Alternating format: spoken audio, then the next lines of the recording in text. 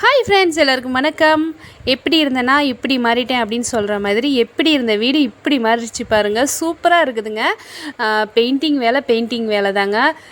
நான் கூட நினச்சேங்க ஒயிட் பெயிண்டே போதும், இன்னும் எதுக்கு கலர்லாம் அடிச்சுக்கிட்டு அப்படின்னு சொல்லிட்டு. ஆனால் எங்கள் வீட்டுக்கார் கேட்கவே இல்லை. நல்லா பெயிண்டிங் அடித்தா தான் வீடு நல்லாயிருக்கும் அப்படின்னு சொன்னார். நான் கூட நம்பலைங்க. ஆனால் இப்போ அவர் சொன்ன மாதிரியே பெயிண்டிங் அடித்ததுக்கப்புறம் தாங்க வீடு அப்படியே புத்தம் புது வீடாக மாறிடுச்சுங்க. ஆனால் இந்த வீடு வந்து பழைய வீடு தாங்க, கட்டி 15 வருஷத்துக்கு மேலேயே இருக்குங்க. இப்போ வந்து பெயிண்டிங் வேலை, அதாவது கொஞ்சம் கொத்து வேலையெல்லாம் இருந்துச்சு, அதெல்லாம் செஞ்சுட்டு இப்போ பெயிண்டிங் வேலையெல்லாம் முடிச்சுட்டாங்க. இன்னும் பாதி வேலை இருக்குது. உள்ளே எல்லா பெயிண்டிங் வேலையும் முடிச்சாச்சு. இப்போ வெளியே வந்து பெயிண்டிங் அடிச்சிட்ருக்காங்க.